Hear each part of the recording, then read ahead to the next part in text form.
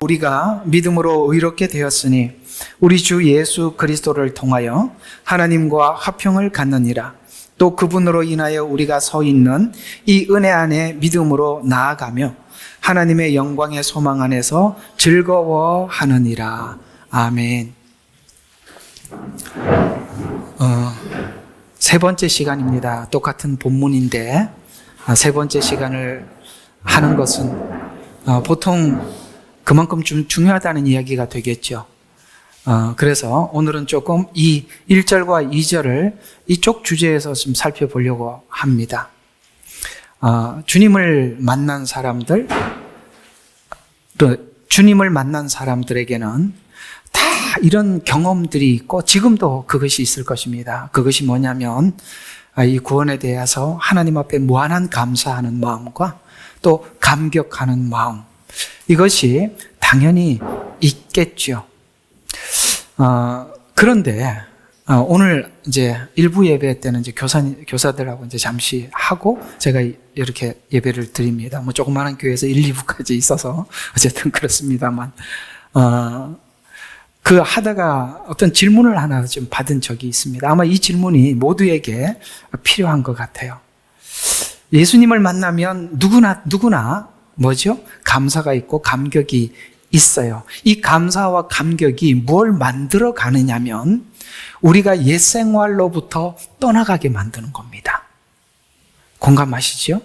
예. 다른 것이 우리가 옛 생활로부터 떠나서 하나님이 기뻐하는 자녀로 거듭나게 만드는 것이 아니라 주님을 만났던 그 감격이 이제는 지난날 죄의 유혹으로부터 더 이상 거기에 매여 있을 수가 없기에 스스로가 거기로부터 회개해서 우리가 조금씩 하나님이 원하는 거룩한 성도로 변해가는 것이 그 에너지가 무엇이냐? 주님을 만난 감사와 감격이죠.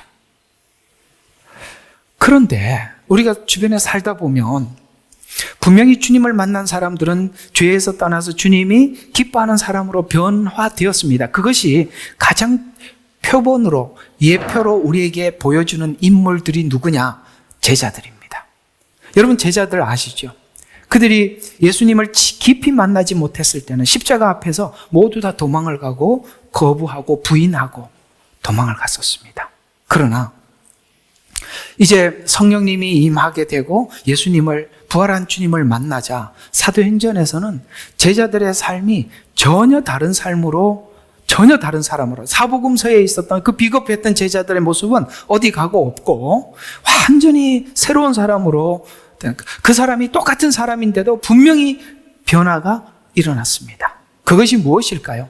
바로 예수님이 부활했을 때 만났던 그 부활의 감격, 감사, 이런 것들이 에너지가 돼서 완전히 죄로부터 떠난 그런 사람으로 바뀌게 되었다는 것은 사실입니다. 그것은 제자들에게만 있어야 될 일이 아니라 모든 예수님을 만난 사람들이라면 있을 수밖에 없는 일이라는 것이죠. 그런데 우리는 오늘 현장의 많은 그리스도인들 중에 이런 그리스도인들을 참 보기가 어려운데, 저는 참 예수를 믿고 난 이후에 분명히 예수님을 만나기 전과 후에 이런 달라진 모습이 있어야 하는데 왜 그게 없을까라는 부분에 대해서 지금 많은 분들이 구원받았다고 이야기하고 거듭났다고 이야기는 하는데 왜 제자들과 같은 이런 변화가 눈에 보이지 않을까라는 의문이 굉장히 많이 들었습니다. 그렇다면 둘 중에 하나 문제일 겁니다. 그가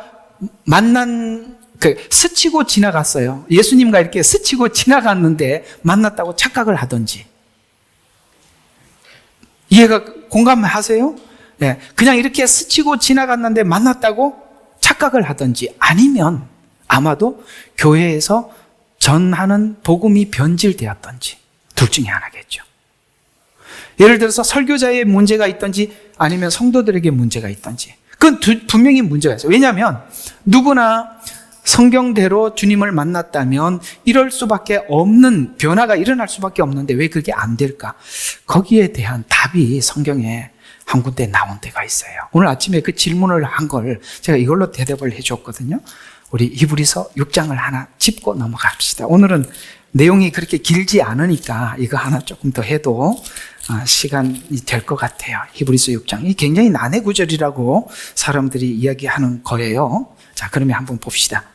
6장 1절부터 잠깐 한 7절까지 정도만 봐도 될 것 같은데요. 8절까지 보자. 그러므로 6장 1절부터 한번 보겠습니다. 이 사람들이 주님을 만난 사람들이 아니라 주님을 이렇게 스치고 잠깐 보고 이렇게 만나지는 않고 이렇게 지나가는 사람들이에요. 이렇게 이해를 하고 보면 굉장히 이해가 빨라요. 한번 봅시다. 그러므로 우리가 그리스도에 대한 교리의 기초를 떠나 온전함을 향하여 나가야 할지니라. 야, 여러분 보세요.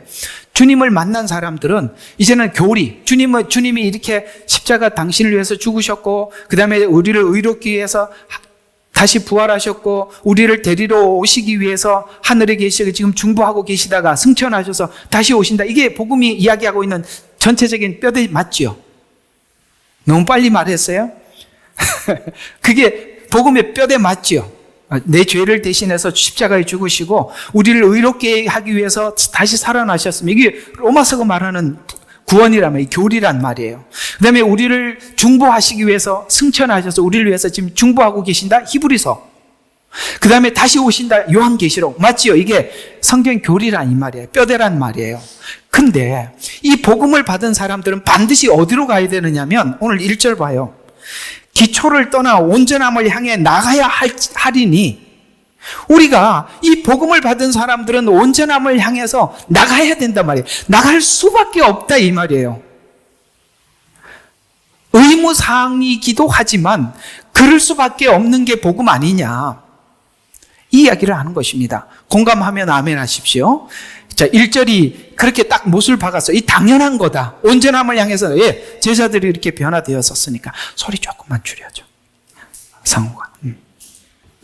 그렇게 나갔었으니까요. 그래서 죽은 자들의 행실과, 그 다음에 죽은 행실과 회개함과 하나님을 향한 믿음과, 그러니까 죽은 행실이라는 것은 과거 행실이죠. 거기서부터 떠날 수밖에 없는 게 복음 아니냐. 오케이.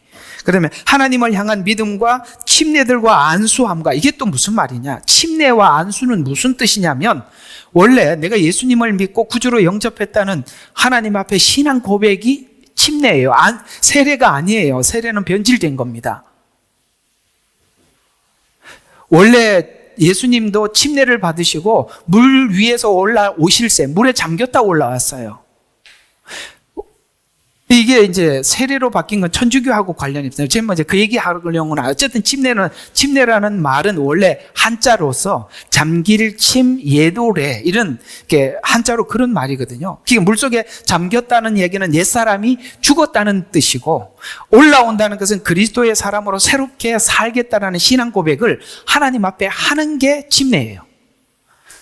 침례는 기본적으로 교회에서 목사가 당신 침례 받으시오 이렇게 하는 건 침례가 아닙니다. 본인이 신앙 고백을 하고, 저는 예수님을 진심으로 영접했고 이제는 하나님 아들처럼 딸처럼 살겠습니다. 그러므로 모두에게 내 신앙 고백을 하겠습니다. 하나님과 사람 앞에 신앙 고백하겠습니다 라고 본인이 원해서 받는 게 침례예요. 우리 이제 지금 침례라는 것이, 세례를 그 교회에서 당신은 이제 얼마 다녔어요, 그거는 전혀 아닌 겁니다. 그 본인이 신앙 고백이 없는데, 아니 여러분 신앙 고백을 제가 대신해 줍니까? 아니지, 본인이 해야죠. 어쨌든 그 얘기입니다. 자, 안수함과 죽은 자들의 부활과 영원한 심판에 대한 교리, 아까 말씀드린 것처럼 십자가의 복음이 그런 이야기다 말이에요. 뼈대를 잡은 거예요. 지금 간단하게 설명하고 있는 겁니다. 그래서 교리의 기초를 다시 놓지 말아야 할지니라. 자, 실로 하나님이 허락하시면 우리가 이것을 하리라. 자, 복음은 이미 예수님께서 십자가에 죽으시고 이미 우리를 구원하셨어요. 히브리서가 기록될 때는 신약 성경이니까 다 완성이 되었어요. 그런데 많은 사람들 중에 이런 사람이 있더라는 거예요. 오늘 여기 보세요.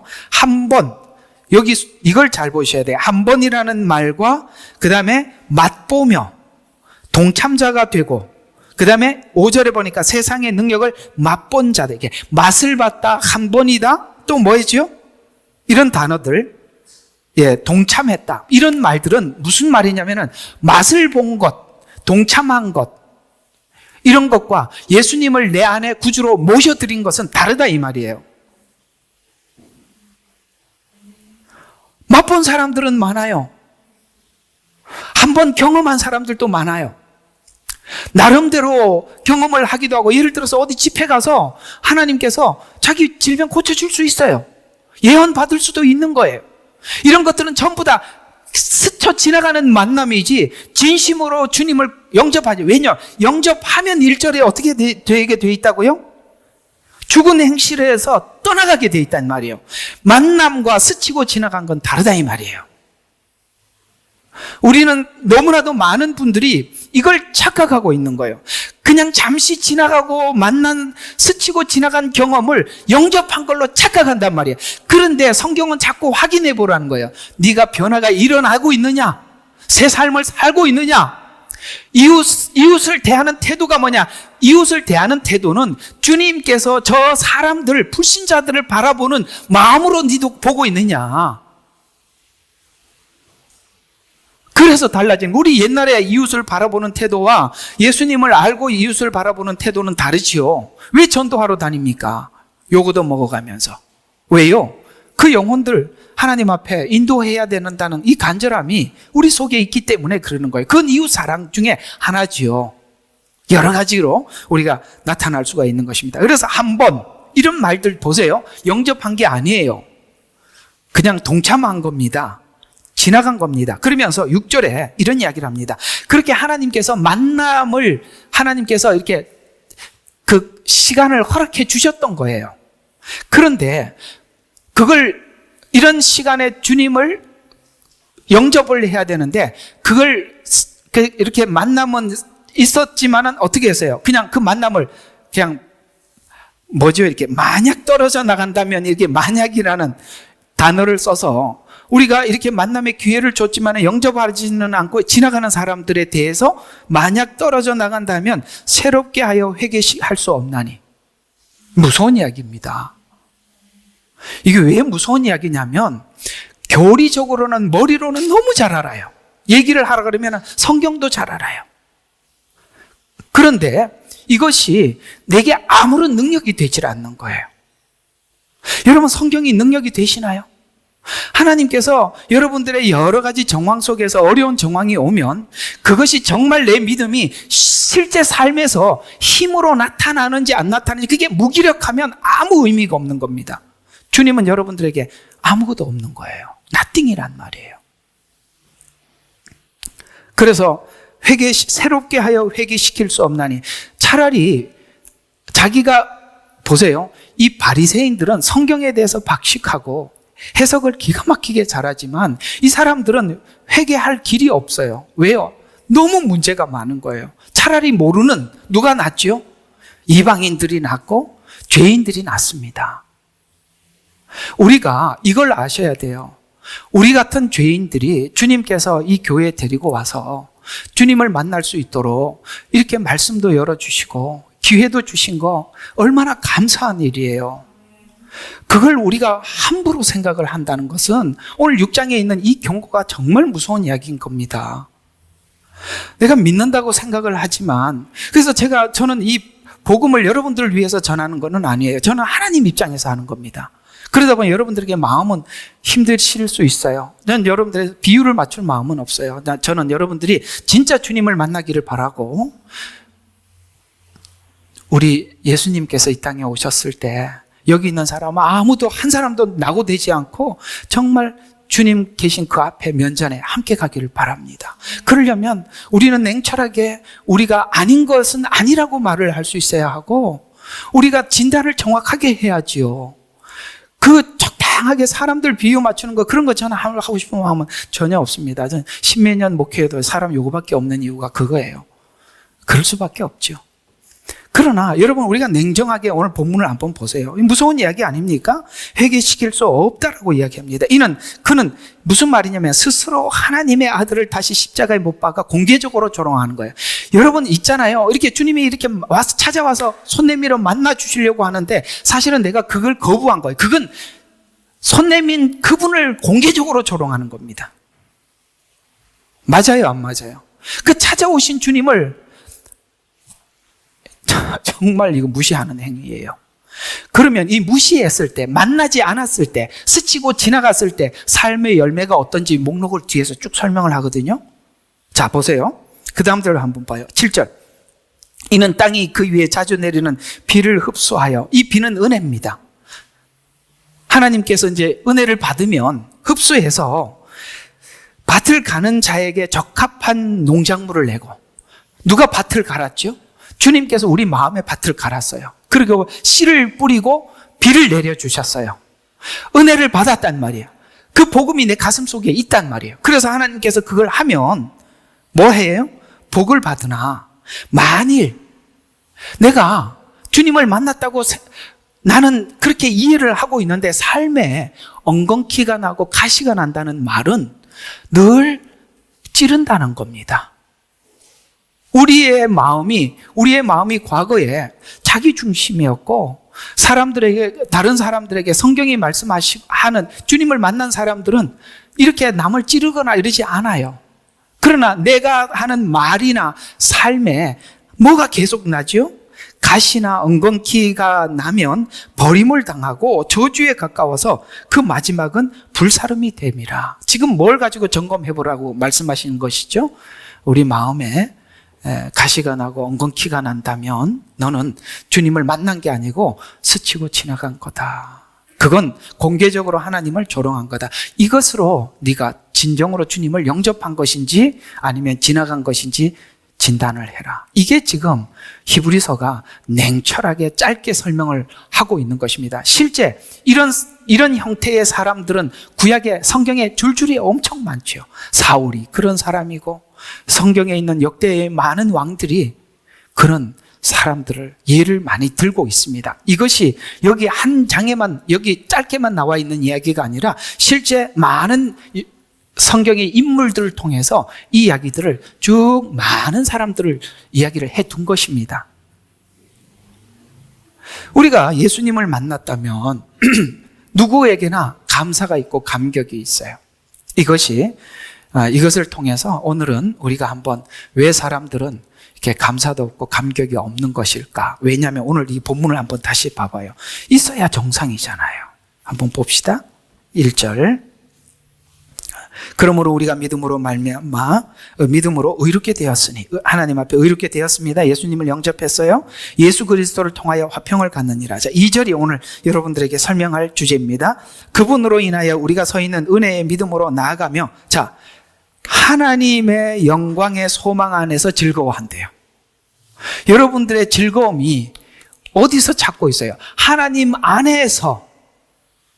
그 영광은 뭐죠? 주님께서 다시 이 땅에 재림하셔서 우리가 그분과 함께 살 그날을, 그 영광된 날을 기대하면서 오늘 찾아오는 그 뒤에 이제 환난은 인내를, 인내는 연단을, 이렇게 쭉 나오거든요.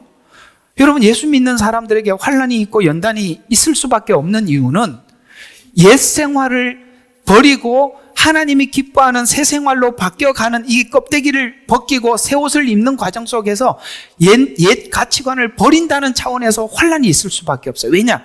그냥 안 버려지니까. 그런데 그것이 도리어 우리에게는 고통이 아니라 믿음 안에 있는 사람들, 그게 즐거움이래요. 맞아요. 여러분들에게 즐거움이 맞습니까? 그렇다면 주님을 내 안에 영접한 것입니다. 이렇게 즐거움이 있어야 정상이에요. 근데 왜 그게 없는가? 이걸 여러분들과 함께 생각해 보려고 하는 것입니다. 자, 의롭게 되었습니다. 우리가 예수님을 믿어서, 그 다음에 하나님과 화평하게 되었다는 말씀 앞에 우리는 얼마나 감격스러워야 하는가? 그런데 왜 감격스럽지 않은가? 우리가 얻은 구원은 하나님의 진노에서 건져졌고, 진노에서 건져졌고, 그 다음에 결국 영광된 자리에 이르게 하실 것이라는 이 말씀이 우리에게 얼마나 감격스러우냐. 우리가 눈 감고 가만히 주님을 생각해 보면 찬송가에 그런 찬송이 있어요. 주님을 생각만 해도 내 마음이 좋거든. 그 얼굴 배울 때야 얼마나 좋으랴. 우리는 그게 너무 사모되는 거예요. 생각해 보면 우리가 지옥 갈 수 있는 수밖에 없는 그렇게 설정되어 있다는 것도 모르고 살았단 말이죠. 근데 거기서 우리 하나님께서 구원해 주셔서 이 영원한 소망을 주신 걸 눈을 감고 이 전날, 그 다음에 후에 있을 하나님의 약속, 이 두 가지 사이에서 생각만 해도 넋이 나갈, 사람이 너무 충격을 받으면 말이 안 나올 듯이 너무, 그래서 찬송가에 그렇게 해서 왜 구속하여 주는지 난 알 수 없도다. 맞아요. 너무 충격적이면 알지 못하는 게 정상이에요. 이해가 가죠? 이 세상에는 값이 없는 것만 돈을 주고 사는 거예요. 진짜 값진 거는요, 무료예요. 아십니까? 만약에 여러분들에게 앞으로 공기를 돈 주고 사 먹어라, 사 마시라 그러면 여러분 제일 급한 게 뭐예요? 공기 아니에요. 그죠? 숨 마시면 그만. 물은 조금 더 갈 수 있어. 숨 안 쉬면 금방 죽잖아. 근데 하나님이 그거는 그냥 주셔요. 맞지요? 햇빛 이거 안 주면 어떻게 돼요? 다 죽어요. 그것도 무료예요. 다 값진 거는 그냥 준다니까요. 결혼시킬 때 딸내미 사위인데 돈 안 받고 주는 거예요. 무료예요. 왜? 값지니까. 이해가 가십니까? 모든 진짜 값진 것은 하나님이 그냥 주신 거예요. 아들도 그냥 주신 거예요. 우리 생명도 영생도 그냥 주신 거예요. 이걸 거저 줄 수밖에 없었던 이유가 그런 겁니다. 우리가 이렇게 하나님 앞에 거저 은혜를 받은 걸 생각만 해도 매일 감격스럽고 너무 감사해. 이것이 그렇게 구원을 주신 하나님이 우리에게 요구하는 게 있더라는 거예요. 얘야, 옛날 옛 생활이 내가 기뻐하지 않은 생활이고 거기서부터 우리가 벗어나서 거룩한 하나님의 아들이 되어라, 자녀가 되어라, 거듭나라. 이걸 하나님께서 계속 말씀하고 계시는데 거기에 대해서 어떻게 부담이 없을 수가 있냐 이 말이에요.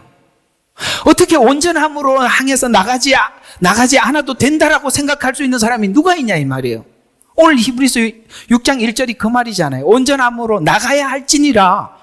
나갈 수밖에 없는 게 복음 아니냐, 이렇게 묻고 있는 것입니다. 무엇이 우리를 새롭게 만든다고요? 그 감격스러움이. 그래서 영원한 형벌을 벗어났을 뿐만 아니라 영원한 나라와 영광의 자리에 나갈 것이라는 말씀 앞에서 이제는 우리가 어디로 부름을 받았는지, 마지막 영광이 무엇인지 알고 기쁨과 사랑과 설레임과 기대로 우리는 가득 차 있는 것입니다. 우리는 주님 오실 날들이 머지 않았다는 것을 생각만 해도 기대가 되고 참 설레이죠. 정말 우리가 이 마지막 때를 살아가고 있고, 이제 매일 저녁마다 하는 예언서, 이게 계시록 잘 들어보세요. 우리가 정말 이 마지막 때가 다 됐어요. 조금 있으면 또 팬데믹 또 올 겁니다. 여기 1, 2, 3, 4 인재앙에 전염병이 있어요. 인위적으로 만들어낸단 말이에요. 나와 있다고 성경에 다 나와 있어요. 전쟁, 난리와 난리, 소문에 소문 지금 매일 듣고 있지 않습니까? 공의가 없고 진실이 사라지고 이런 걸 우리가 계속 듣고 있는 겁니다. 이렇게 되는 거예요. 이렇게 될 거라고 성경은 말씀을 했었고요. 근데 이것이 우리에게는, 세상 사람들은 세상이 무너져 간다고 보고 있지만 우리는 예언을 알기 때문에 지금 어디로 가고 있는지 하나님의 말씀이 그대로 성취되고 있다는 걸 눈으로 보면서 뭘 보고 있느냐? 야, 곧 나팔재앙이 임하겠구나. 조금 있으면 후 3년 반에 대접재앙이 임하겠구나. 우리는 그걸 하나님이 주신 플랜 그대로 가고 있는 것을 눈으로 보고 있어요. 이걸 보면 세상 사람들은 큰일 났다고 생각하겠지만 여러분들이 복음을 알고 있다면 지금 이 상황에서 하나님이 무슨 일을 하고 있는지 줄을 우리가 볼 줄 알아야 돼요. 그게 복음을 가진 사람들이 주신 축복이에요. 왜요? 하나님은 우리에게 전부 다 이야기를 해두었단 말이에요. 우리는 알고 가는 거고 세상 사람들은 모르고 이게 웬일이야 하지만 이 어수선함을 통해서 세상에 마음껏 연락하고 즐기고 살았던 사람들이 다시 한번 인생을 생각하고 세상을 생각하고 주님께 돌이키려면 이 안정된 상황 속에서는 이 복음이 들어가질 않아요. 하나님께서 뒤집어 엎는 것입니다. 왜? 마지막 7년 부흥기는 7년 대환란의 전 3년반은 두 증인을 통해서 엄청난 부흥기가 하나님께서 다시 한번 일으킬 거니까요. 그것이 안정되고 편안한 상황 속에서는 절대 일어나지 않습니다. 지금은 인위적으로 사람이 만드는 이런 일들이지만 나팔 재앙은 하나님께서 자연계를 통해서 재앙을 일으키시는 것입니다. 이것이 사람이 만든 재앙, 자연 재앙, 사람이 정신을 차리지 못하게 되는 겁니다. 그러나 우리는 거기에 빨리빨리 성경이 뭐라고 말을 했는지 찾아야 하고 답을 구해야 돼요. 이번에 제가 금요일 날 여러분들에게 말씀을 드렸죠. 사람들이 마지막 유혹이 뭐라고요? 안정과 평화입니다. 그래서 막 어수선하고 혼란스러우니까 사람들이 누군가가 이걸 좀 안정시켜줄 사람을 찾는데 적그리스도가 나타나서 딱 평화를 주는 거예요. 여러분, 그거는 그리스도가 아니에요. 우리가 찾는 그리스도가 아니라 이 말이에요. 그래서 주님이 말씀하신 거예요. 여기 있다 저기 있다 믿지 말라. 그리스도는 하늘에서 내려오신다. 분명히 우리 주님은 하늘에서 내려오셔서 1000년 동안 통치하십니다. 그 그리스도가 진짜지요. 그러니까 자꾸 사람에 기대하지 말라는 거예요. 왜 지금 우리도 사람에 너무 기대해서 지금 이렇게 되고 있는 거예요. 절대 그러지 마십시오. 정신 바짝 차려야 되는 거예요. 우리는 설레임과 기대가 가득 차 있습니다. 왜요? 영광을 바라고 즐거워하기 때문입니다. 우리는 최종 그 자리에 갈 것입니다. 그러면 실제로 성도들이 즐거움과 감사로 하는가? 그렇지 않는 경우가 많은데 그 이유는 무엇이냐면 이 세상이 우리가 가지고 있는 믿음이 세상을 살아가는 데 도움이 되지 않기 때문에. 왜? 그는 이 믿음을 어디에다가 기대하고 있어요?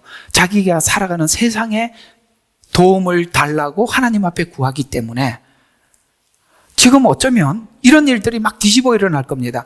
그 세상이 잘 되게 해달라고 하나님 앞에 기대했는데 세상이 뒤집어지니까 하나님을 떠나는 사람, 아니면 저 세상 밖에 있다가 들어오는 사람. 군대 가면요 이상한 일이 일어나요. 군대 가서 훈련을 받으면 훈련소 가면요 얼마나 힘든지 몰라요. 근데 이 목사 아들, 장로 아들, 집사 아들은요 하나님 왜 그러시냐고 그 다음부터 예수 안 믿는데, 아니 훈련소 가서 훈련 받아야지, 그 뭐 훈련이 힘들다고 예수를 안 믿다니. 근데 예수 안 믿던 사람들이 또 교회 가. 그게 이상하더라고요. 평상시에 교회 그렇게 잘 다니던 친구들이 힘들다고 이제는 예수 안 믿겠대. 근데 이상하게 교회도 안 다니던 친구들이 교회를 가요. 야, 이게요 사람이 환란이 와봐야 하는 거예요. 바람이 불고 창수가 나야 그 기초가 반석 위에 믿음이 세워져 있는지 모래 위에 세워져 있는지 분석이 되듯이, 여러분, 우리가 평상시에 복음을 가지고 다지고 복음을 가지고 굳게 뿌리를 내려야 하는 이유가 바로 이런 상황에서 분별할 수 있어야 되고 저와 여러분이 끝까지 주님을 바라볼 수 있어야 되기 때문에 그렇습니다. 지금 준비해 놓지 않으면 우왕좌왕할 때는 그 다음에 어떻게 된대? 그 다음에 뭐 돼? 그 다음에 뭘 해야 된대? 이런 데 관심이 있지 복음 자체에는 관심이 없어요. 지금 준비하셔야 되는 것입니다.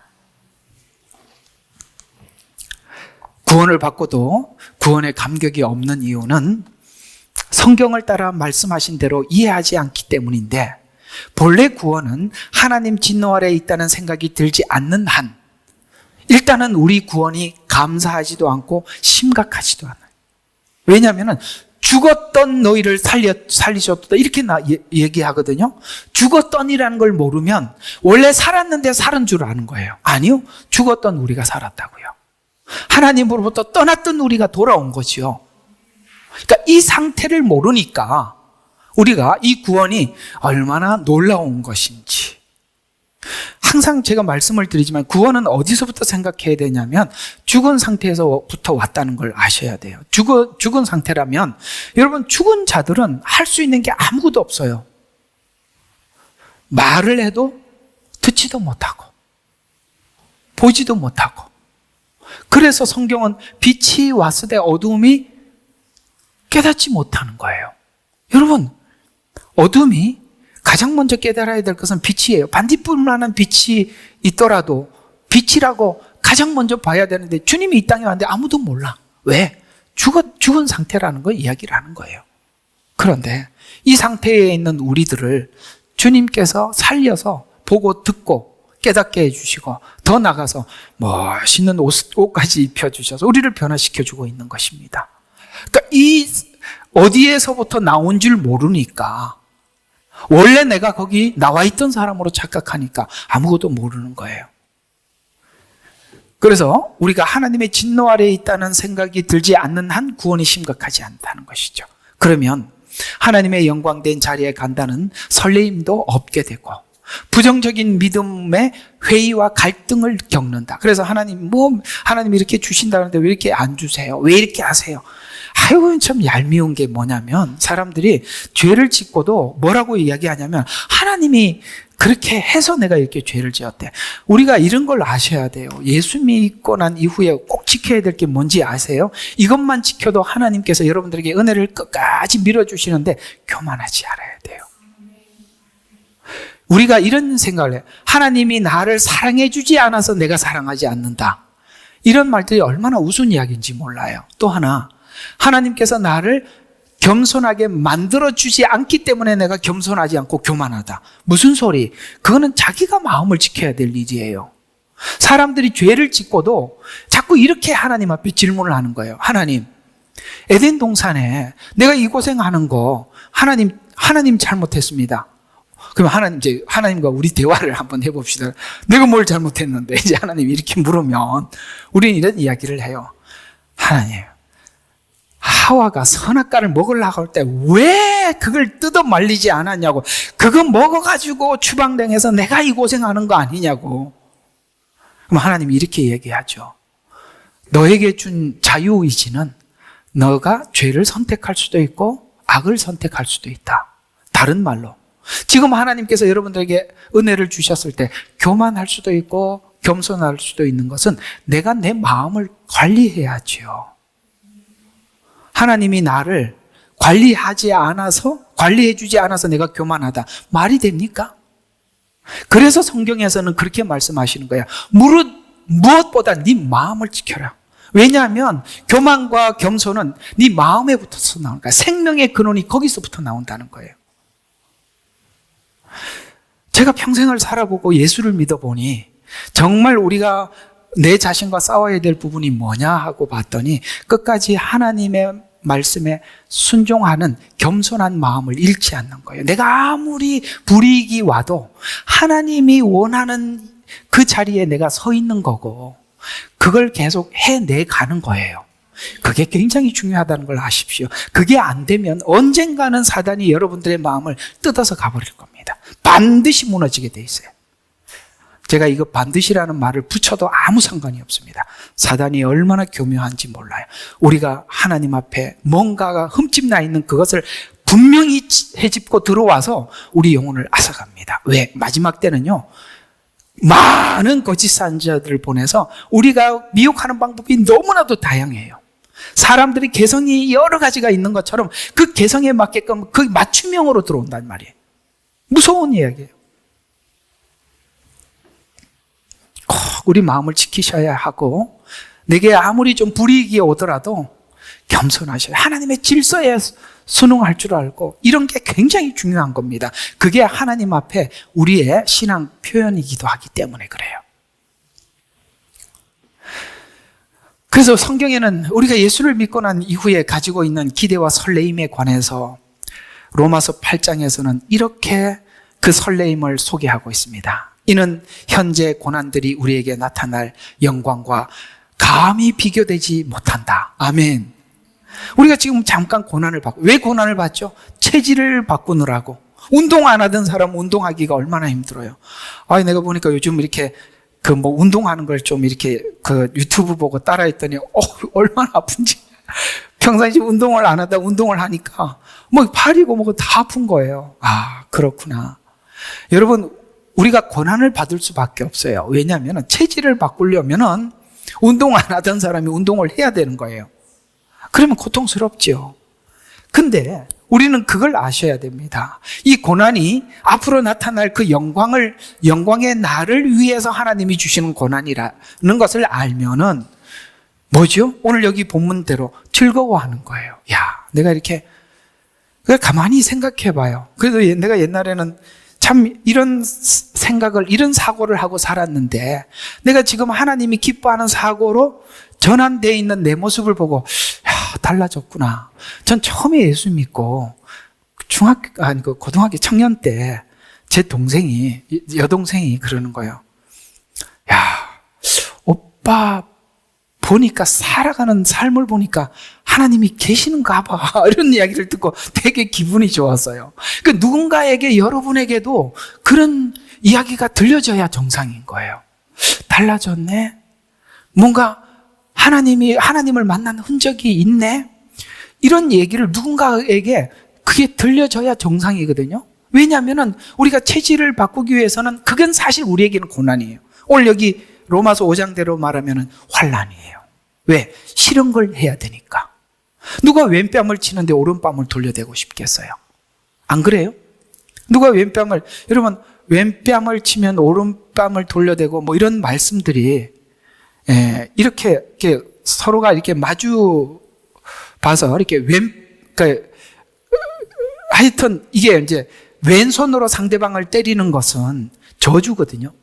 그러니까 내가 지금 마주 봤을 때 이 사람이 오른뺨을 맞으면 어느 손으로 맞은 거예요? 왼손으로 맞은 거예요.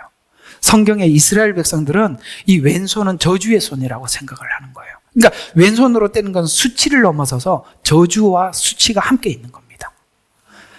그러니까 우리가 남들에게 그런 저주와 수치를 당할 때가 있단 말이에요. 그럼에도 불구하고 성경은 뭐라고? 오른뺨을 내주는 것이 바로 예수님께서 그렇게 하셔서 우리가 구원을 받았듯이 우리가 거기까지 갈 수 있어야 한다 라고 말씀을 하고 있습니다. 근데 우리가 그게 갈 수 있는 일이 아닌 것 같아도 우리는 거기에 도전할 수 있는 힘이, 주님께서 나를 위해서 그 수많은 수모를 당해 주신 것을 알기 때문에 우리도 그걸 시도할 수 있는 거 맞지요? 맞지요? 네, 아멘 했습니다. 맞습니다. 우리가 거기까지 할 수 있는 은혜를 실제 우리가 받았고 묵상해 보면 맞아요. 주님께서 예를 들어서 그 전날 밤에 때리면서 누가 때렸는지 맞춰봐라. 여러분, 이게 애들 장난도 아니고, 그죠? 때려놓고 누가 때렸는지 맞춰보래. 하나님을 세워놓고 피조물인 죄인인 우리가 그렇게까지 했다고. 근데 예수님은 12영이나 되는 천사를 보내서 이걸 못하겠습니까? 왜 참으셨어요? 오늘 저와 여러분들을 구원하기 위해서, 그 십자가에 피 흘려야 구원을 받기에 주님은 그 수치를 당하셨어요. 우리도 하나님께서 그런 상황을 주실 수 있어요. 그러나 우리가, 세상 사람들은 있을 수 없는 일이지만 우리가 여기에 도전할 수 있는 힘은 주께서 나를 위해서 그렇게 하셨다는 은혜가 우리 안에 스며들어 있다는 것이죠. 그래서 우리는 그 도전을 할 수 있는 것입니다. 비록 지금은 못하더라도 주님, 언젠가 우리가 여기까지 내 목표를 정해놓고 가겠습니다. 내가 그리스도를 본받듯이 너희는 나를 본받으라 라고 말씀하신 그 이야기는 그 바울만 산 인생이 아닌 우리 또한 그런 인생을 도전할 수 있는 그 은혜를 소유한 자로서 하나님 앞에 나가는 거예요. 왜요? 지금 받는 고난은 뭐예요?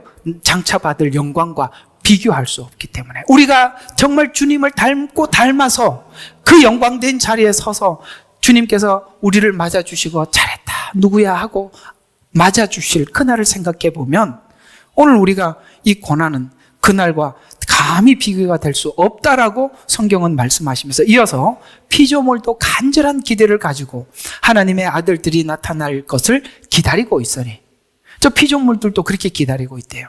피조물이 허무한데 굴복하는 것은 자의가 아니에요. 지금 허무한데 굴복하고 있다는 거예요. 저 피조물들도. 어쨌든 계속 봐요.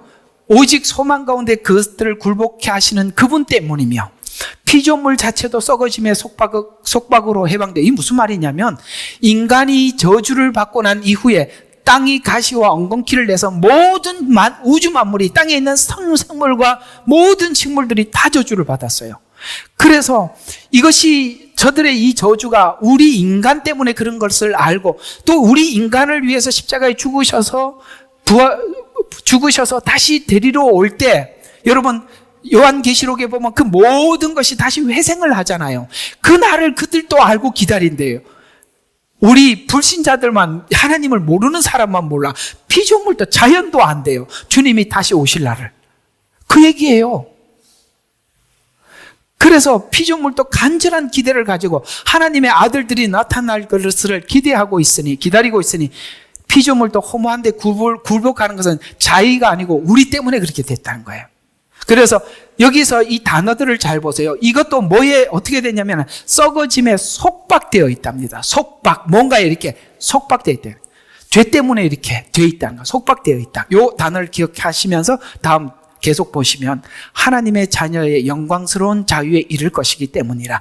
그들뿐만 아니라 성령의 첫 열매를 가진 우리까지도 속으로 신음하면서 양자되는 것, 곧 우리 몸의 구속을 기다리고 있느니라.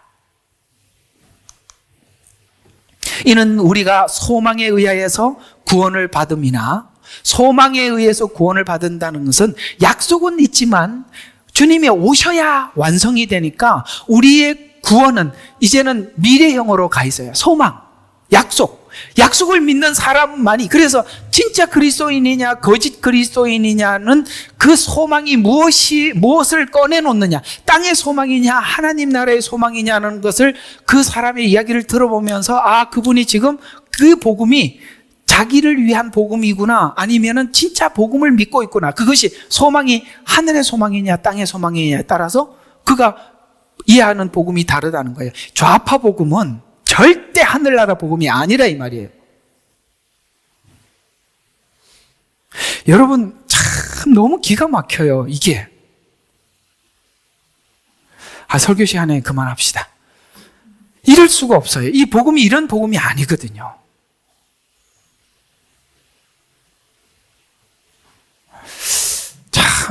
참 이상해요. 참 많은 걸 생각하게 합니다. 자, 이는 소망에 의해서 구원을 받은, 보이는 것은 소망이 아니니라.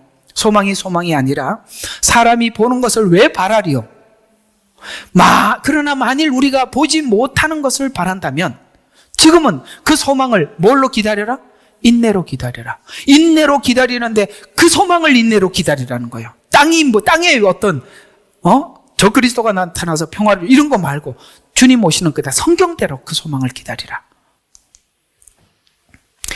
이 세상을 이렇게 설명을 합니다. 8장 20절에 보니까 허무한데 굴복했다. 아까 보는 거 보니까 허무한데 굴복해. 허무라는 걸 기억하라 그랬죠. 굴복했다는 거. 그래서 이 허무한데 굴복이라는 말은 이런 뜻이에요. 무의미, 공허, 이런 이야기입니다. 의미가 없어요. 왜요? 여기는 의미가 없어요. 젊었을 때 기대로 가득 찬데 살아보면, 여러분 나이를 20대로 되돌려 드릴까요? 기회를 줄까요? 한번 다시 살고 싶으세요? 그럴 마음 전혀 없습니다. 이게 어떻게 군대 입대하는 거 똑같아요. 저는 병장입니다. 일병, 이병, 상병 고생 무지하게 했죠. 이제는 병장이죠. 제대 날 기다려야죠. 정말 복음을 가진 사람들은 이게 뭔가에 잡혀서 굴복되어 있구나 라는 걸 알 수밖에 없어요.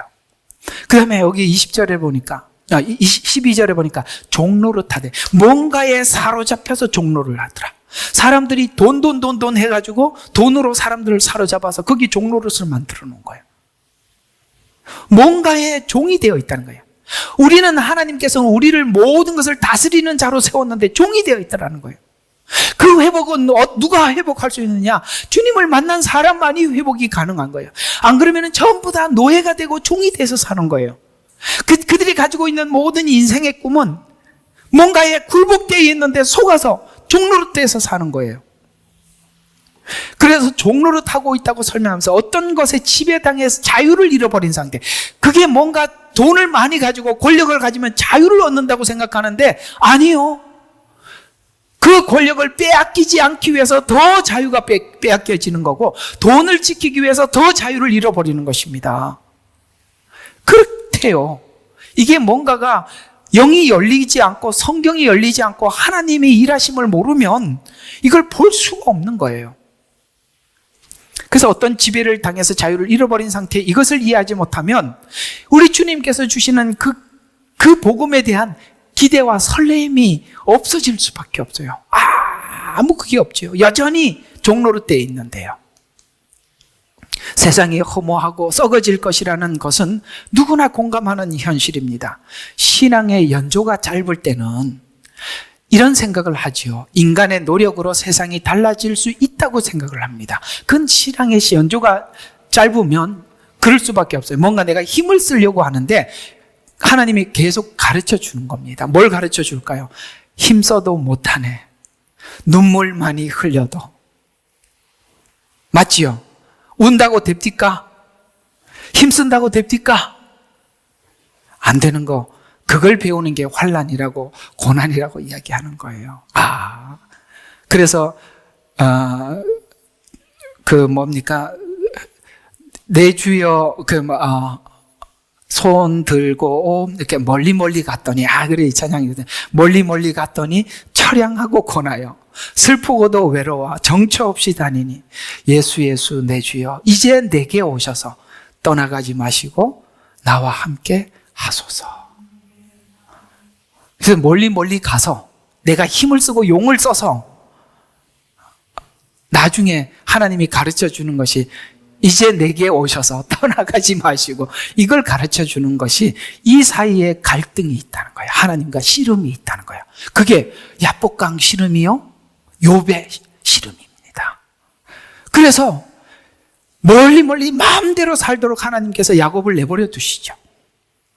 그리고 더 이상 물러설 수 없는 야복강으로 몰아 더 이상은 오늘 밤이 지나면 더 이상 타협할 수 없는 그 자리에서 다리를 붙잡고 제게 축복하지 않으면 놓아줄 수 없습니다.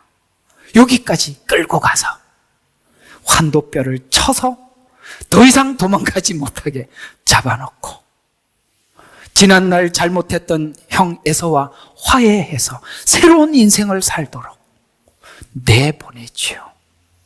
이게 하나님이 우리 여러분 각자를 향해서 가지고 계신 하나님의 계획이에요. 이 사이에서 나는 내 뜻대로 살겠고 내 방법대로 살아보겠습니다 하고 하나님 앞에 몸부림치고 있고 하나님은 우리를 붙잡고 씨름하고 있는 거예요. 성경은 그걸 이렇게 표현하고 있어요. 내가 밤새도록 씨름을 했다고 하는데 하나님은 야복강에서만 씨름한 것이 아니라 오늘까지 여기까지 몰고 오기까지 씨름하셨던 거예요. 더 나가서 하나님은 욥에게 나타나셔서 폭풍 가운데 서 계시죠. 화가 나서 서 있는 게 아니라 마치 주님은 우리를 바라보는 마음이 그런 마음으로 우리를 계속 지켜보고 계셨던 것입니다. 왜요? 체질을 개선시키려고 하니. 우리 생각이 바뀐다는 것이 그게 하루아침에 바뀌어집니까? 아니거든요. 오래 걸려요. 그걸 하나님은 놓지 않고 가요. 그래서 재미있어요. 욥기를 보면 사단은 3장에서 물러가. 우리를 파괴시키고 아이고 좋아라고 끝나. 더 이상 아무것도 손 안 대. 그 다음부터 하나님과 같이 가는 거야. 사단은 우리를 파괴시키는 것만 목적이에요. 하나님을 저주하고 떠나라. 그게 끝이에요. 그리고 그 다음은 하나님과 관계 끊어버리는 게 끝인데 하나님은 끊으려고 하는 사단 사이에 들어오셔서 우리를 끝까지 붙잡고 가죠. 어때요? 그게 여러분과 제가 믿는 하나님이십니다. 욥기 기가 막히는 이야기들입니다. 우리가 그 하나님을 아버지를 모시고 사니 세상에 무서울 게 뭐 있겠어요? 뭐가 두렵겠어요? 하나님이 우리에게 어떤 환경을 주든지 죽음인들 두렵겠습니까? 죽으면 주님 품에 안기는 거지. 우리는 이런 은혜를 받았으면서 우리가 그걸 모르고 산다면 그 참 비극 아니겠어요? 그래서 우리가 짧을 때는 내 힘으로 된다고 생각을 하지만 신앙의 연조가 깊어질수록 세상은 허무하고 인간은 허무의 종로로 타고 있다는 것을 알게 됩니다. 복음이 말하는 구원은 허무한 세상의 것이나 세상의 가치 때문에 종노릇했던 것으로는 더 이상 자랑하지 않는 자로 내가 성공했습니다, 이렇습니다, 이걸 이제 꺼내놓는 거 아무렇지도 않는, 그래서 높은 데 처하는 것과 낮은 데 처하는, 이게 아무 관계가 없어. 이해가 가요? 없으니까 사람들이 나를 무시하겠지? 아니 집 없는 거하고 나하고 무슨 상관이 있어요? 그죠? 그게 없다니까요?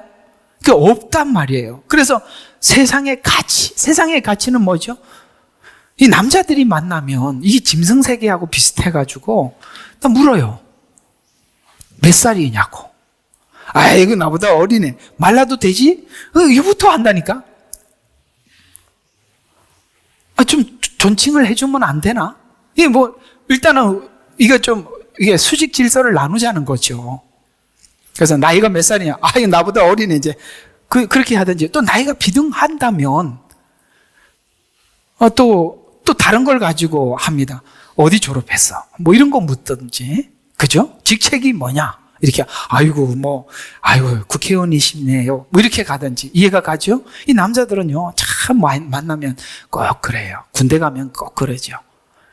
몇 끼야? 딱 물어봅니다. 몇 끼냐고. 그래서 몇 끼입니다 하면서, 이거 선배님이네. 이렇게 이제, 이게 그런 것처럼 우리가 세상을 살면서 자기 명함에 뭐라고 써져 있느냐.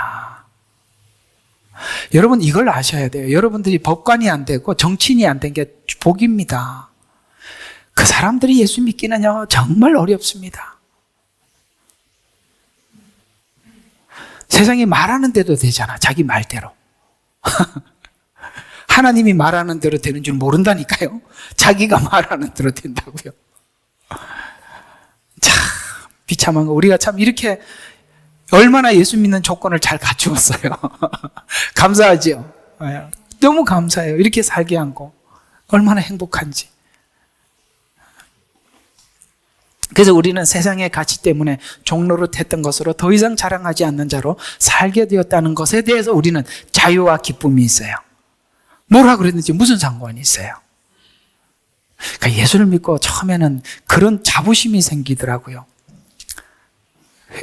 그때 이제 회사 다닐 때 직장에 가서 일을 하는데 한 번은 교회 다닌다고 뭐라고 그래요. 그래서 나보고 우리 그 회사 그때 이제 20대 초반이니까 다 위에 어른들이죠.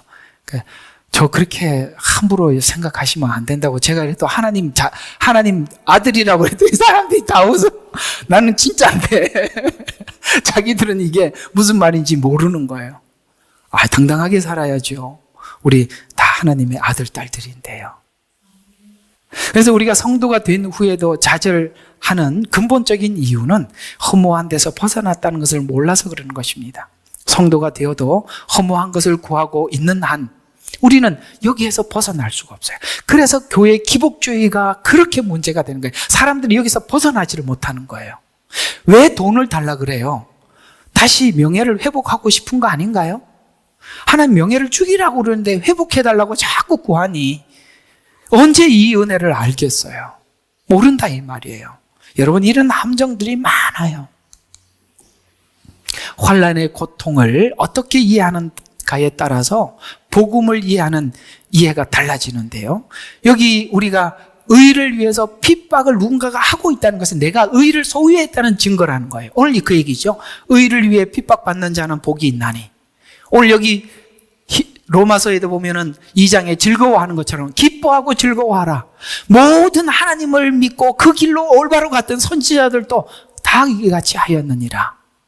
맞아요. 우리는 의를 위해서 핍박을 받는 게 예수를 믿는다는 게 나는 그렇게 생각했어요. 그래도 예수 믿는 사람들은 어디 가도 그래도 옛날에 참 제가요 전도서 때만 해도 어떤 일이 있었냐면은 동네 사람들이 제가 전도사라는 걸 다 알잖아요. 그러면은 예수 안 믿는 할아버지들도 담배 피우시다 이렇게 감추었고 이렇게 갔어요. 정말 제가 전도사 때 30대 때 초반 때 그만큼 30대 초반인데 이분들이 나이가 몇 살이에요?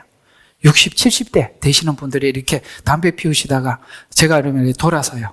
이렇게 지나갈 때 이렇게 지나가고 뒤에 감추고 이렇게 아이고 전사님 이렇게 인사했다고요. 요새는요 아시죠? 세상이 달라졌습니다. 우리가 주님이 오시는 날이 가까우면 가까울수록 영적으로 분명하게 이렇게 진영이 나누어지다 보니까 주님을 따라가는 사람들을 오늘 여기 보니까 핍박을 받는데요. 마지막 때 종말 때 참 선지자들이 핍박받지 않는 사람들이 아무도 없었어요. 그런 것처럼 의를 위해서 핍박을 받는 자 복이 있나니 기뻐하고 즐거워하라. 선지자들도 이같이 하였느니라. 성도는 세상의 다른 내용과 목적을 가지고 있어서 세상 사람들과 가치가 달라서 뭐예요? 환난을 당하는 것입니다. 만약 환난이 없으면 성도가 아니라고 말을 하고 있습니다. 핍박은 당연한 겁니다. 신앙에 어려움이 없고 갈등이 없다면 아마도 우리는 세상과 타협하며 살아가고 있다는 증거가 됩니다. 왜냐하면 피해가면 편하지요. 그런 말을 합디다. 우리가 일제치하 때 목사님들은 죽을 각오를 해야 됐대요. 그때 정말 그랬죠. 6.25 때도 그랬습니다. 그 다음 세대의 목사님들은 목회를 하려면 굶을 각오를 해야 했대요. 그때 기이한 현상들이 참 많았어요. 신방을 가면 그 성도들이 그래도 다들 못 살았잖아요. 그래도 목사님 신방 오면은 준비를 잘 해놔요. 그 집에 가면은 며칠 굶었다가 목사님들이 한 번 너무 많이 먹고 화장실 들락날락하고 그런 에피소드들이 많아요. 그러니까 우리가 어렵게 살 때 지금은요. 진리를 외치다가 핍박받을 각오를 해야 되는 거예요. 지금 시대는 그렇습니다. 여러분들도 그래요. 비진리가 많지요. 거기 들어가면 핍박받을 이유가 하나도 없어요. 그렇죠? 성경도 이상하게 해석하고 편안하게 신앙생활을 하는 거예요. 이렇게 편안하게 신앙생활을 하려면 성경을 이상하게 해석을 해야 돼요. 저처럼 이렇게 해석을 할 수가 없어요. 그게 비진리와 타협을 하기 때문에 편안한 거예요. 타협하면 편하죠. 그래서 타협하지 않기 때문에 고난이 닥칠 수밖에 없어요. 의를 위해서 핍박을 받을 수밖에 없다는 거예요. 사실 우리가 편안하다는 것은 타협하고 있다는 증거입니다. 그래서 거룩을 향해 가는 노력에서 나타날 수밖에 없는 세상 생존에서 탈락한 것 같이 보이는 수모를 이해하고 감당하는 과정을 넘어가기 위해서 결단된 상태에서 세상을 볼 때 세상이 더 이상 유혹을 받지 않게, 세상이 더 이상 유혹이 되지 않을 것입니다. 그래서 우리가 뭘 해야 되냐? 이걸 해결하기 위해서는 잘 들어요. 수모를 겪어야 돼. 이거 하기 싫죠? 자존심이 살아있으니 어떻게 수모를 당하겠어? 가만히 보세요. 편한 사람들이 있어요. 그 사람들은 누구냐면 대략 굉장히 많은 어려움과 수모를 많이 겪은 사람들은 누구나 수용을 잘해요. 아니 이거 뭐 안 해본 사람처럼 그렇게 하세요? 맞아요, 안 맞아요?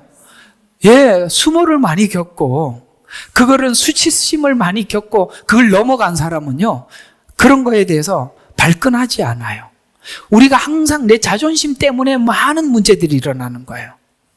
주님께서 우리를 위해서 수모를 당하시면서 그 길을 가신 것은 우리가 십자가를 자기를 부인하기 위해서는 이 수모를 넘어가야 된다는 것을 우리에게 교육시켜 주신 거예요.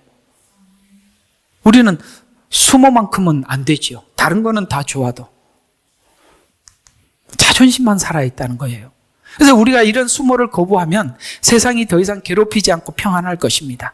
세상에서 수모가 기쁨이 된다면 성도로서 정당한 삶을 소유한 것이다 라고 말씀하고 있습니다.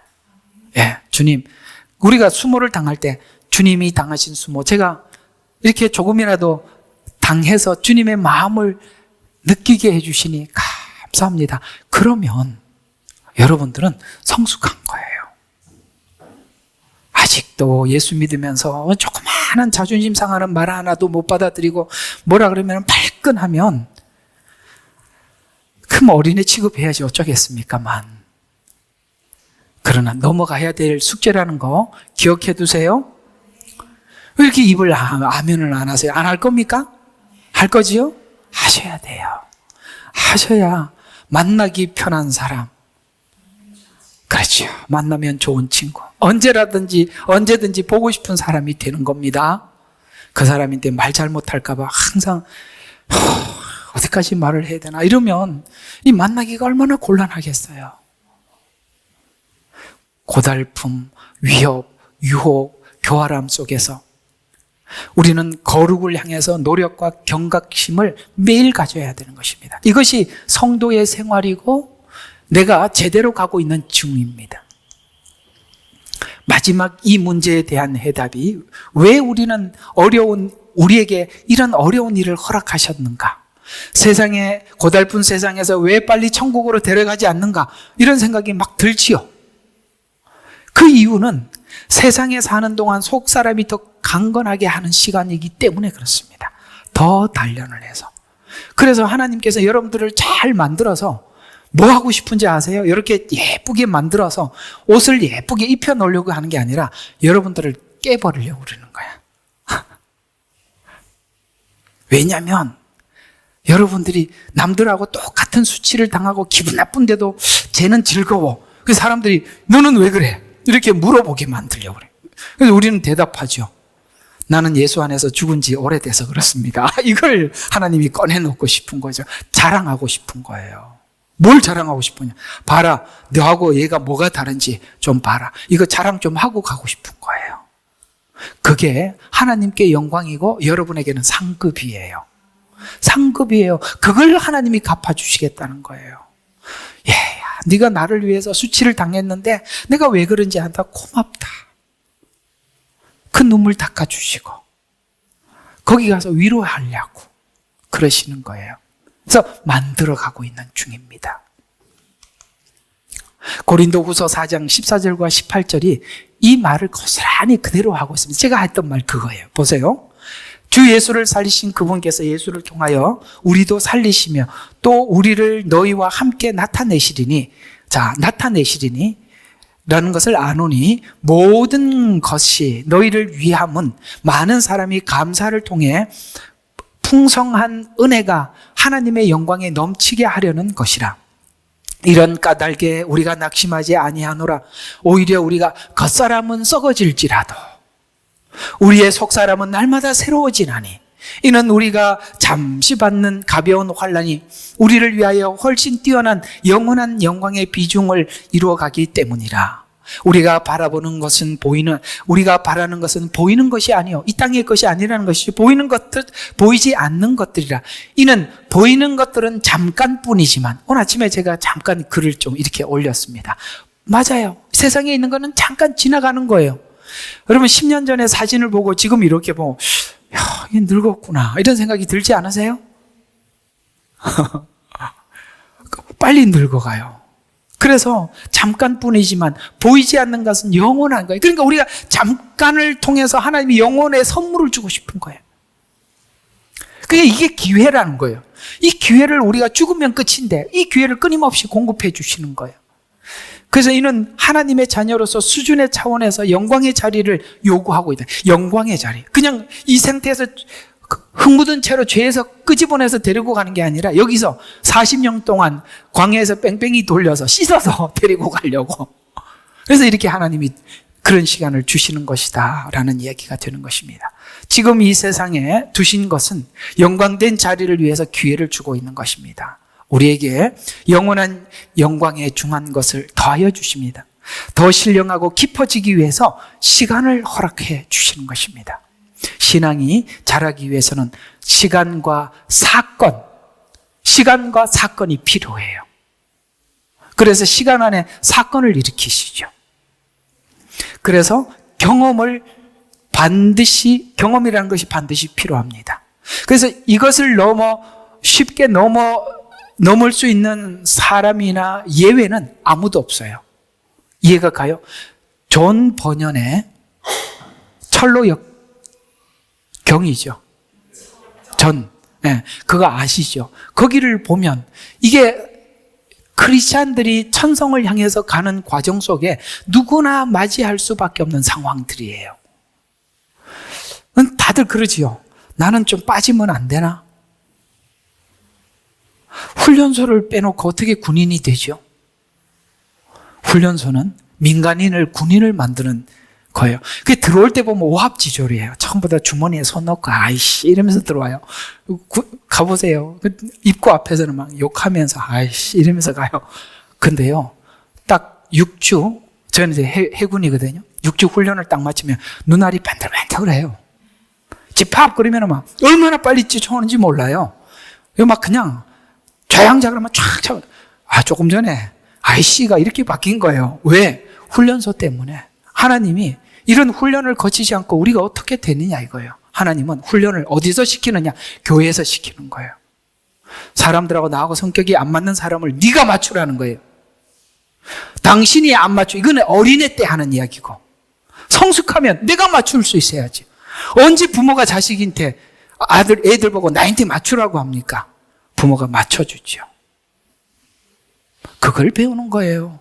교회 생활을 그래서 공동체에다 집어넣고 하는 겁니다. 가정을 왜 둔 겁니까? 가정에서 죽는 법을 배우는 겁니다. 우리가 그런 훈련을 거치지 않고는 안 되는 거예요. 내 자식은 왜 이렇게 유별나나? 당신이 유별나니까 유별난 자식 줘서 하나님이 교육시키는 거예요. 가만히 생각해보면 나 꼭 닮지 않았어요? 맞아. 어쩌면 그렇게 첫째는 요걸 닮고 둘째는 요걸 닮고 다 닮았어. 거울로 주시는 겁니다. 거울. 거울을 보고 두들겨 깨버리면 됩니까?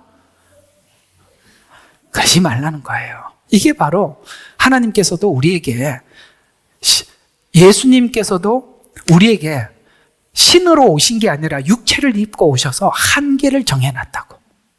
우리도 한계를 정해놓고, 분노 게이지 한계 아시겠어요? 각자가 있다니까. 내 자존심 이 말 이상은 안 돼라는 것은 한계 딱 정해놓고 하나님이 계속 우리를 체크하고 계신다. 스스로도 체크하게. 그래서 한계를 정해놓고 훈련을 하시는 것입니다. 사건을 일으키고 시간을 두지요. 괴롭지요. 그 사건이 빨리 해결되면 좋은데 사건의 사건이 또 찾아와서 나중에는 그냥 하던 거 다 놓고 주여 하고, 정말 하나님이 훈련을 강하게 시킬 때는요, 주여 말도 안 나와요. 안 해보셨죠? 말도 안 나온다고. 기가 막혀서. 눈을 감고, 무슨, 머리가 하얗게 하나님 앞에 뭘 기도해야 될지도 몰라. 그렇다고요. 그럴 만큼 욥도 기가 막히는 시간을 지나가면서 나중에, 좀 욥기 내가 강의해 놓은 거 마친 게 있거든요. 욥기 끝에 가보면 정말 멋지게 하나님과 욥이 만납니다. 하나님이 탁 그러시오. 이놈아, 대장부처럼 허리를 동이고 내가 묻는 말에 대답 좀 해봐라. 그러면 우리가 이런 생각이 들어요. 나도 물을 게 많았다고. 할 얘기가 많으니까 한번 얘기 좀 해봅시다. 묻는데 대답을 하나도 못해요. 왜요? 욥은 자기를 너무 낮추어서 보고 있었거든요. 하나님은요, 우리를 위대하게 창조했는데 우리는 버러지처럼 생각을 했었어요. 그러니 벌써 개념 자체가 달라. 하나님이 질문하는 질문이 뭔지 아십니까? 창조 때 내가 너하고 대화자로. 대화는 누구가 동격이에요. 너 나하고 동격이다. 내 자식이다. 나는 너를 내 자녀로 했고 내가 너에게 모든 우주 만물을 다 맡겼는데 너는 네 욕심 때문에 그걸 따먹어 이렇게 되었을 뿐이지 너는 원래 이런 창조. 그래서 네가 아느냐? 어떻게 바람이 어떻게 바다가 얼마나 깊은지 악어가 어떻게 그런 거 자꾸 질문하는 것이 네가 그걸 다스릴 주체라는 거예요. 네가 그렇게 위대한데 사단이 너를 이렇게 비참한 아무것도 아닌 버러지 같은 존재처럼 스물스물 기는 지렁이처럼 만들어. 아니다, 너는 위대한 내 자녀다. 그걸 깨닫고 나니까 욥이 한 방 맞았죠. 그리고 하나님과 화해하고 하나가 되어서 행복하게 살았답니다. 정체성의 회복. 하나님이 보는 관점에 나. 그게 누구냐? 욥기가 말해주고 있는 거예요. 성경이 우리의 위대함을 이야기하는 거예요. 우리가 지금 시편 49편에서 말씀하신 것처럼 인간은 존귀해요. 하나님과 동등한 존재란 말이에요. 하나님의 형상으로 지었다는 거예요. 하나님의 모양을 지었다는 거예요. 이렇게 지었는데, 존귀하게 지었는데, 하나님 존귀하지만 뭐같이 되었다? 하나님을 모르니 멸망할 짐승과 같도다. 왜 짐승처럼 되었느냐? 49편이 그 대답을, 사람이 물질을 쫓아서 물질의 종이 되고 노예가 돼서 그 위대함을 찾지 못하더라. 이게 49편이 이야기하고 있는 핵심이라 이 말이에요. 우리가 이걸 벗어나야 돼요. 이걸 가지고 우리를 종로로 하게 만드는 거예요. 다스리라고 줬는데 종이 되잖아요. 그래서 하나님은 우리 환난을 통해서 뭘 가르치느냐? 세상을 통해서 버려야 하고 무엇을 취해야 되는 것을 알게 하는 거예요. 그래서 하나님 막 혼란스럽게 하고, 불이 지금 LA에서 불이 났잖아요. 그죠? 불이 나고 홍수가 나면 사람들이 평상시에 생각하지 않았던 생각을 하게 돼요. 어떤 생각을 할까요? 불이 나면 내가 다 지킬 수가 없잖아요. 포기해야 돼요. 그러면 그때 불이 나서 여러분에게 5분의 시간이 있다고 가정합시다. 그 5분 동안 여러분들이 평상시에 진짜 중요하게 생각했다고 하는 것만 챙기겠죠. 우리가 평상시에는 뭐가 중요한지 몰라요. 그러나 위기가 오면 진짜 뭐가 중요한지 생각하게 하는 거예요. 하나님은 지금 그렇게 흔들고 계시는 거예요. 얘야, 네가 소중하게 생각했던 거 이렇게 하니까 한순간에 무너지는 게 눈에 보이지? 다 소중하더냐? 여러분 어때요? 다 소중해요? 아니요. 우린 다 소중하지 않다는 걸 배우는 것입니다. 진짜 중요한 것은 주님밖에 없구나. 아무것도 없어요. 우리는 빈손으로 왔다, 빈손으로 간다는 걸 잊어버리고 사는 거예요.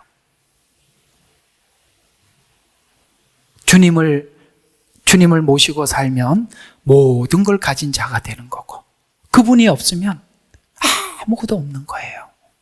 그걸 배우는 거예요. 혼란을 통해서. 그래서 부한자들은 자녀 교육을 시키지 못하는 이유가 돈으로 다 그걸로 해결하잖아요.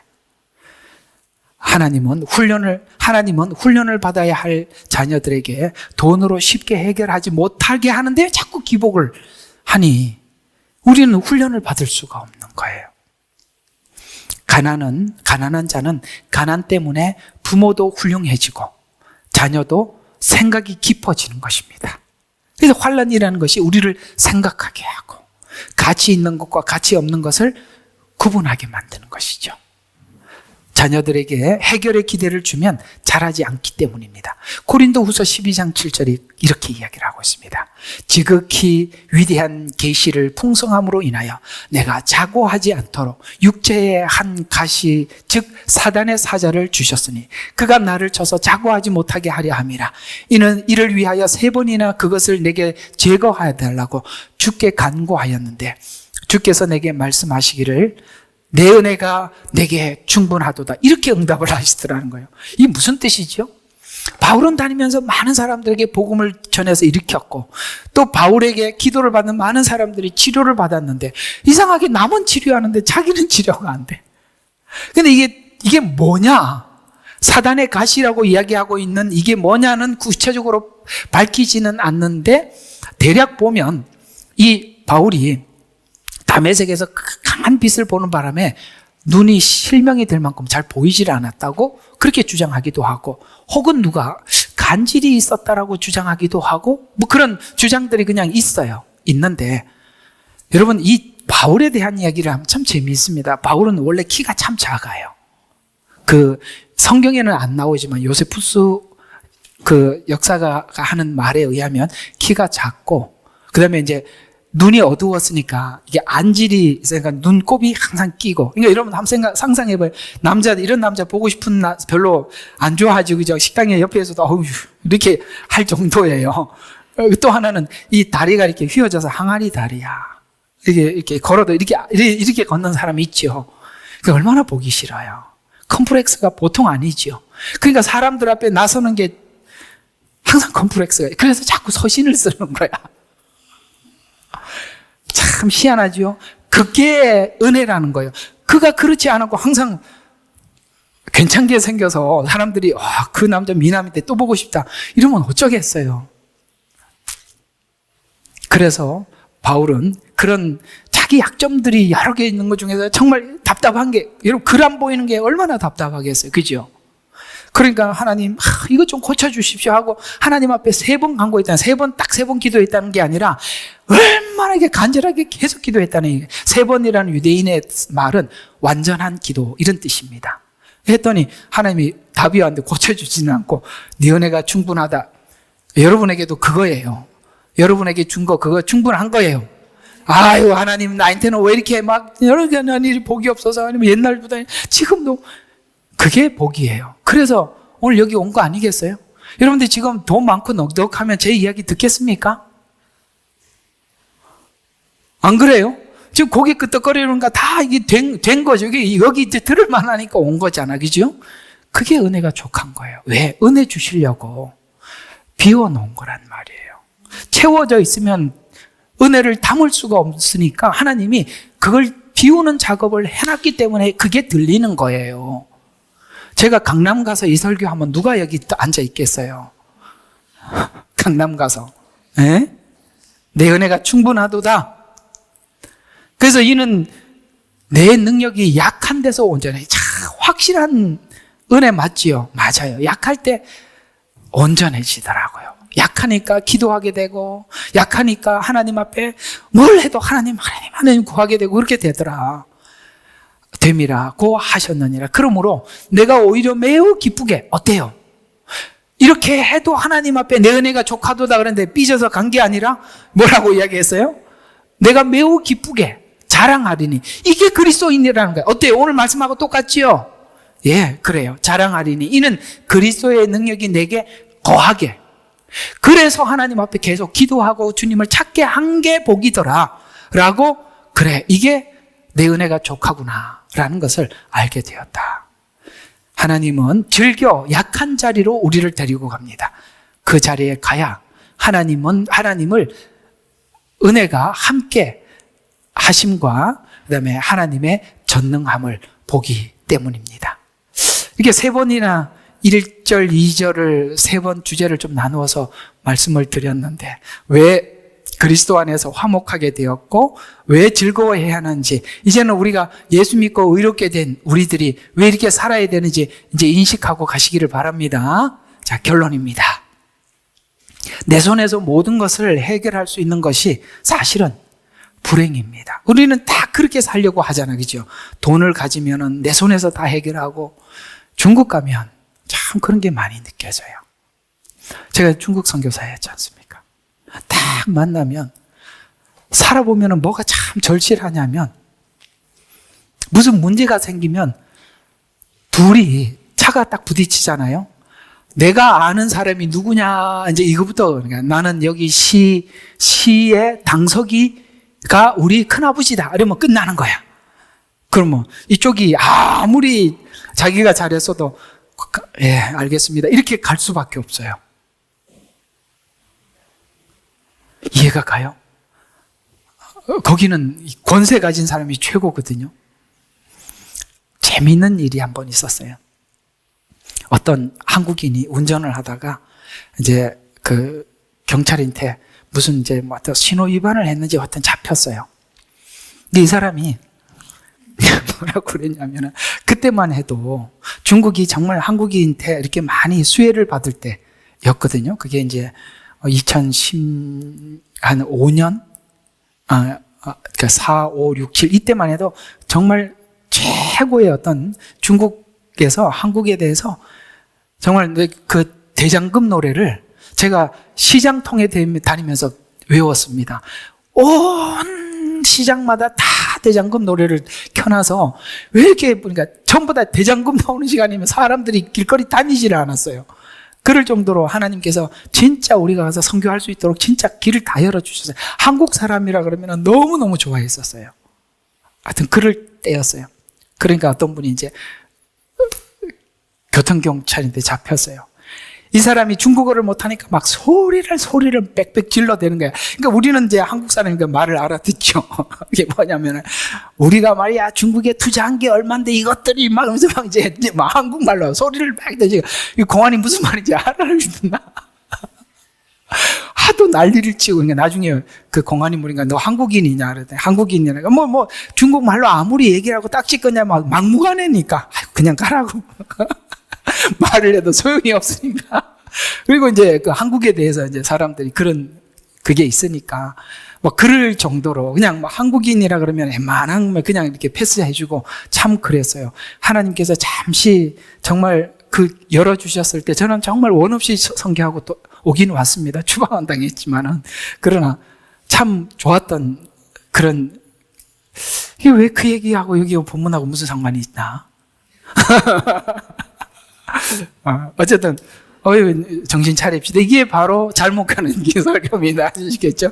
계속 한번 좀 봐요. 그래서 내 손에서 모든 것을, 그렇지, 이 말 하다. 내 손에서 모든 것을, 그러니까 이 사람들은 그렇게 권력을 잡아야 모든 것을 해결할 수 있다고 생각을 해서 모두가 그걸 잡으려고 그러는 거예요. 지금 우리나라도 사실 그런 일이 일어나고 있는 겁니다. 왜냐하면 거기는 한번 정권을 빼앗기고, 아시죠? 중국 공산당에게 정권을 빼앗기고는 국민이 아무리 난리쳐도 아무 소용이 없습니다. 그런 나라를 만들려고 하는 겁니다, 지금. 참 그게 참 위기예요.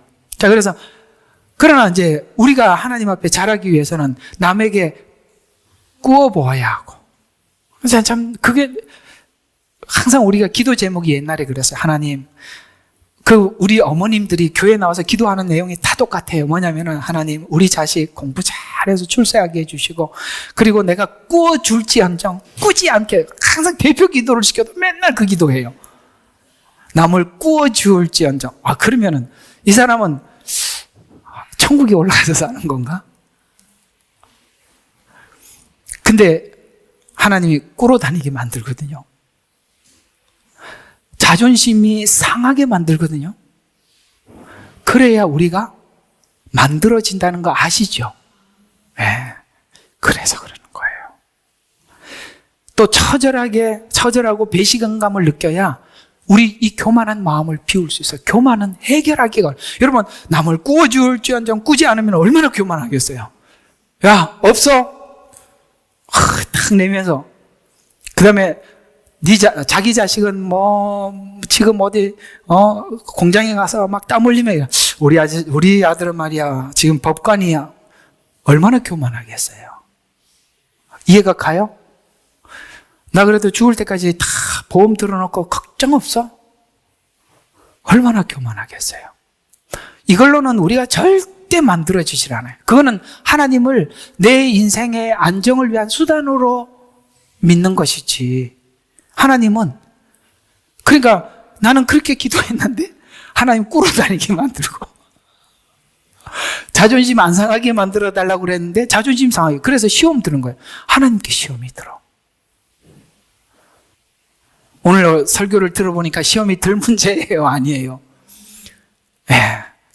내 은혜가 족하도다. 이제 정리가 되시죠? 왜 즐거워해야 되는지. 이것이 하나님이 기뻐하는 영광이 되는 것입니다. 이것이 우리의 깊은 신앙으로 인도하게 되는 것입니다. 우리의 구원은 하나님을 만나는 기쁨으로 몰아가고 있는 거예요. 그래서 그렇게 가서 십자가에서 주님을 만나요. 매 맞는 주님을 만나고, 우리를 위해서 십자가를 지고 골고다로 언덕 올라가는 주님을 만나고, 아시겠어요?